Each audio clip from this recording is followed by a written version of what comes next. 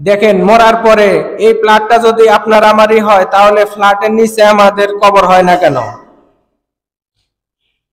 অনেক অনেক অনেক দেখবেন যে অনেকের লাশ মরার পরে ঘরে পর্যন্ত তোলে না, উঠানের কোনায় ফালাই রাখে। আমার রইল কি? আমার বলতে কিছু না, আমার বলতে একটা দুইটা জিনিস, একটা হচ্ছে আল্লাহ আর একটা হচ্ছে নবী। এই দুইটা জিনিস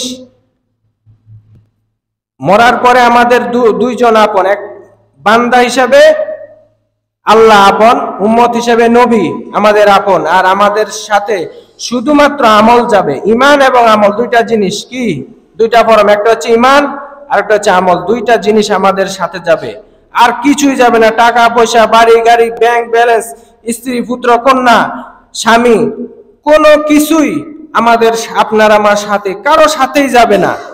শুধুমাত্র একটা ইমান আর একটা আমল, এই দুইটা জিনিস যাবে।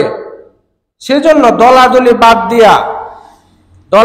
বাদ দিয়া আমাদের সকলকে চিন্তা করতে হবে কোন পথে গেলে আমরা আল্লাহকে পাবো, কোন পথে গেলে আমরা নবীকে পাবো।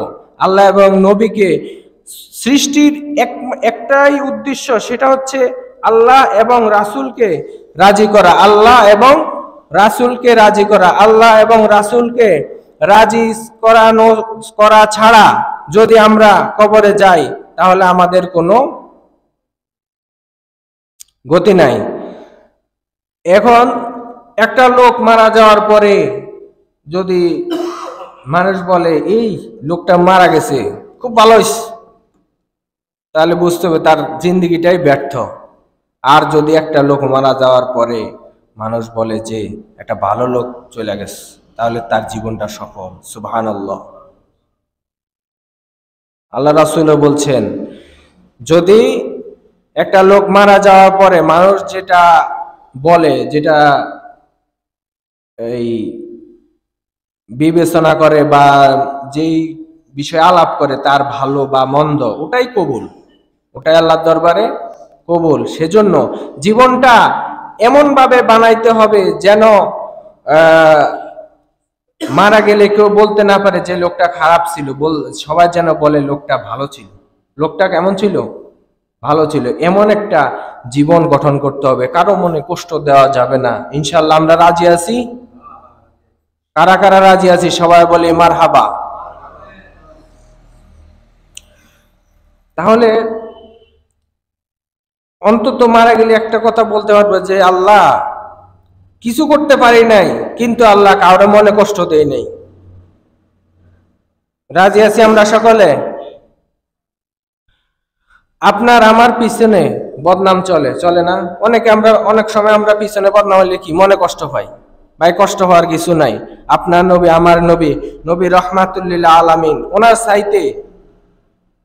ওনার চাইতে উপরে আর কেউ আছে আল্লাহ সৃষ্টির মধ্যে?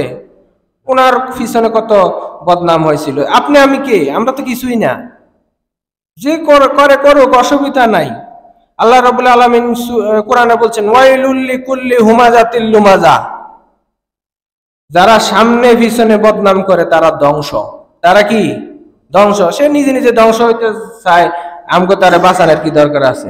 দরকার আছে কোনো? নিজে নিজে ধ্বংস হইতে চায়, ধ্বংস হোক না, তারে সুযোগ দেন।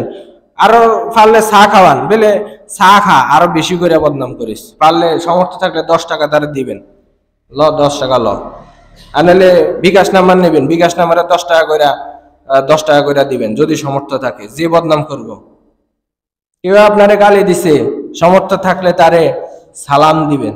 রাজি আছি আমরা? যে গালি দিছে তারে কি দিব? সালাম দিব। যে রাস্তার মধ্যে আমার চলার পথে কাটা বিছাই দিছে, সামর্থ্য থাকলে তার চলার রাস্তায় ফুল বিছাই দিবে। এটা হচ্ছে নবীর সুন্নত। একজন আল্লাহর ওলি একটি নৌকাতে যাচ্ছিলেন, সাথে কিছু যুবক ছেলে সাথে উঠলো। এখন তারা, একজন মুরব্বী মানুষ যদি নৌকায় উঠে একসাথে, তাহলে একটু ভদ্রতা কি, একটু চুপ হয়ে বসে থাকা, বেয়াদবি না করা। তারা তার মতো হাসাহাসি করতেছে, লাফালাফি করতেছে, যেরকম করে আর কি, অনেকেই এরম করতেছে। পরে ওই আল্লাহর ওলির সাথে একজন লোক ছিল, উনি বলতেছে হুজুর এরা এত বেয়াদবি করতেছে, আপনি একটু বদদোয়া করেন না, বদদোয়া করেন না। উনি করতেছে না, উনি চুপ করে বসে রয়েছে, ওরা যার মত করতেছে। এখন ওই লোক ছাড়বেই না, না হুজুর আপনি ওগুলাকে বদদোয়া করেন, ওগুলাকে কি করেন, আল্লাহর কাছে বদদোয়া করেন, আপনি বদদোয়া করলে তো কবুল হয়ে যায় উগা। পরে উনি হাত উঠাইলেন, উঠাইয়া বললেন আল্লাহ আজকে ওরা যেভাবে যে রকম হাসি খুশি অবস্থায় আছে, আল্লাহ জান্নাতে যেন তারা এইরকম হাসি খুশি অবস্থায় থাকতে পারে। সুবহানাল্লাহ। তাহলে তারা এই অবস্থা, তারা এটা শুনছে, তারা কিন্তু দূর থেকে শুনছে, তারা আইসা ওই আল্লাহর ওলির হাতে হাত হাত ধইরা তারা বয়াত গ্রহণ করলো এবং তারা ভালো হয়ে গেল। তাহলে দেখেন ইসলাম প্রচার হয়েছে মোহাব্বত দিয়ে, ভালোবাসা দিয়ে। ইসলাম শব্দের অর্থ শান্তি, ভালোবাসার নাম ইসলাম।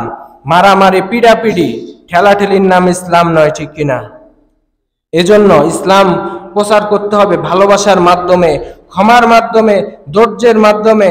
আল্লাহ রাব্বুল আলামিন আমাদের সকলকে ইসলাম সঠিকভাবে বুঝে আমল করার তৌফিক দান করুন। সবাই বলি আমিন।